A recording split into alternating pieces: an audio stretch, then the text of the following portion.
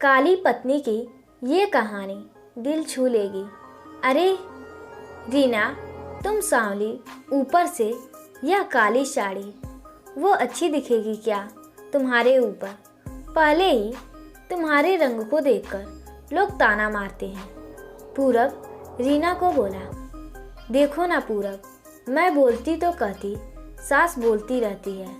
हमेशा ऐसा लगता है जैसे कौवे को काला टीका लगाया हो। पति और सास का बोलना सुनकर जरा उदास हो गई। वो काली नहीं थी, कृष्ण वर्णी और रीना नाक नक्शे में अच्छी थी, पर पति और सास कलर को लेकर रीना को हमेशा ताना मारते थे। क्या करेगा वो भी, वह गोरा और रीना कृष्णवर्णीय। लोगों का क्या, वो तो नाम रखने में पीएचडी होते हैं। ब्लैक और वाइट जोड़ी बोलते थे दोनों को। पूरब का मन वैसे साफ था। रीना को अगर कोई कलर को लेकर बोलता तो उसे जरा भी अच्छा नहीं लगता था, इसलिए वह भी थोड़ा बहुत बोल देता था ताकि वह जिद ना करे। लेकिन जब वह बोलता था तो उसे इस बात का पछतावा होता था। उसकी माँ घर में हमेशा कड़वाहट रखती थी। आज भी वैसे ही हुआ। घर में उत्सव के माहौल में सुबह जब सास ने रीना से बात की तो वह थोड़ी घबराई हुई थी। उसका चेहरा भी शांत था। पूरब वास्तव में खुद पर शर्मिंदा था। अपराधी की तरह बैठने के बजाय वह काम के लिए बाहर गया। कई सारी महिलाएं काली साड़ी पहनकर सड़कों पर चल रही थी। सभी ही गोरी थी, ऐसा नहीं था, लेकिन उन पर वह काली साड़ी अच्छी लग रही थी। पूरब काम की जगह पर गया। उसका बचपन का दोस्त विक्की और उसका पूरा परिवार साथ में था। जान पहचान हुई। तभी पीठ के पीछे से विक्की की पत्नी आई। वह भी काली सावली ही थी, काली साड़ी पहनी थी उसने। पीछे से एक आवाज़ आई, प्रतीक्षा दीदी, अच्छी दिख रही हो आप। आपकी साड़ी भी अच्छी है और आप भी। प्रतीक्षा के चेहरे पर खुशी आई। उससे ज़्यादा विक्की खुश हो गया था। पूरब विक्की को कौतूहल से देख रहा था। विक्की ने वह देखा और जाना। वो पूरब के सवालों को हल करना चाहता था।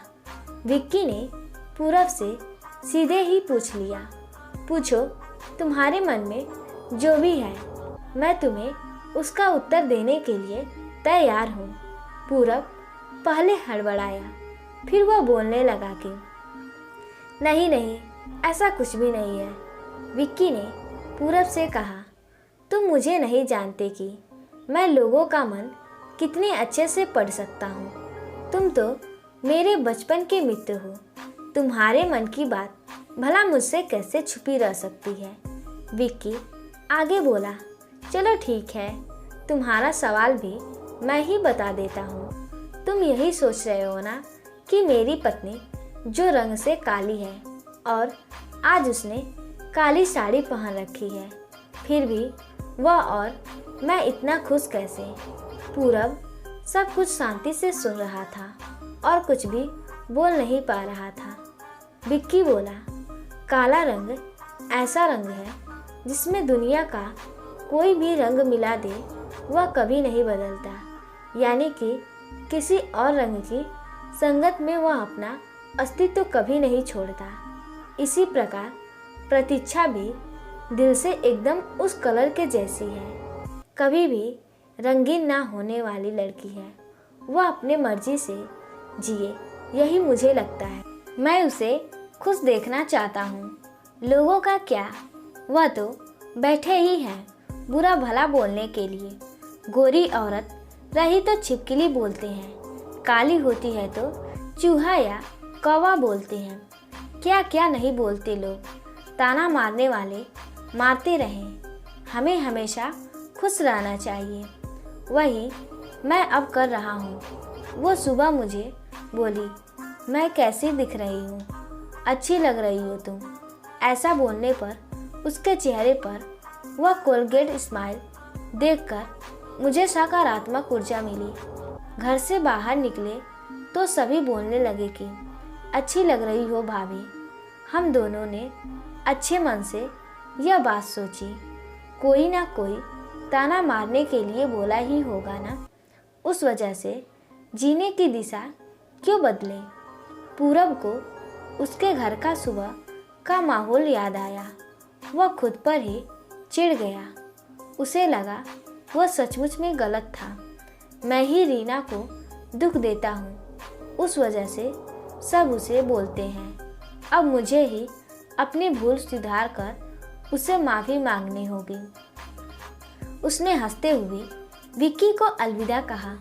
अपना काम निपटाकर वह एक साड़ी की दुकान पर गया। रीना के लिए उसने काले रंग की साड़ी ली और घर गया। घर जाने के बाद रीना शांत बैठी थी।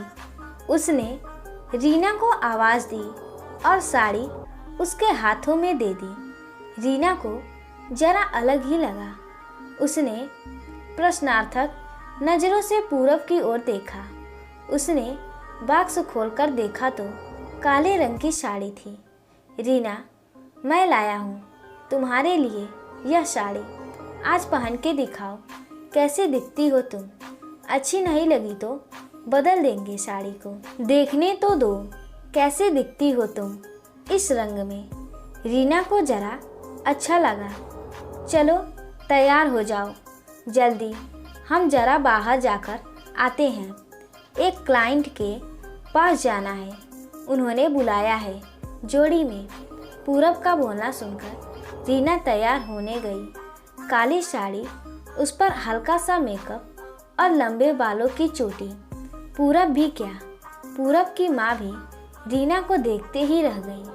पूरब बोला, रीना सॉरी। हाँ, अरे लोगों की बातों में आकर मैं तुम्हें हमेशा बोलता रहा और खरा सौंदर्य किसमें है यह मैं भूल गया था। रंग दो ही है यह जानकर फिर जीना छोड़ दे क्या, अपनी खुद की पसंद छोड़ दे क्या। तुम्हें काली रंग की साड़ी पहनना बहुत अच्छा लगता था ना, पर मैं हमेशा तुम्हें टोकता रहा। अब मुझे समझ में आया किसी भी रंग में रंगते वक्त मन साफ हो तो खूबसूरती निखरती है। तुम चाहती हो वैसे ही जियो, मैं कभी भी तुम्हें नहीं बोलूँगा। और हाँ, सचमुच सुंदर दिखती हो तुम, तुम्हारे रंग पर अच्छा खिलता है यह काला रंग। रीना के चेहरे की लाली और भी ज़्यादा बढ़ गई थी। यह बात सुनकर शर्मा कर वह पूरब को बोली, क्या आप भी? पूरब ने रीना का मुस्कुराता हुआ चेहरा देखा और उसके बदले हुए विचारों से पूरब खुश हुआ। मन ही मन में पूरब ने विक्की को धन्यवाद किया, क्योंकि यह परिवर्तन विक्की के शब्दों द्वारा हुआ था। खूबसूरत दिखने के लिए खूबसूरत दिखना जरूरी नहीं है, बल्कि खूबसूरत सोच होना जरूरी है। इंसान का अगर मन सुंदर है तो इससे कोई फर्क नहीं पड़ता कि वह किस रंग का हो। तो दोस्तों, उम्मीद करते हैं कि यह छोटी सी कहानी आपको पसंद आई होगी। अगर पसंद आई हो तो वीडियो को लाइक करें और ऐसे ही कहानियों के लिए हमारे चैनल को सब्सक्राइब करें और वीडियो को ज़्यादा से ज़्यादा शेयर करें। धन्यवाद।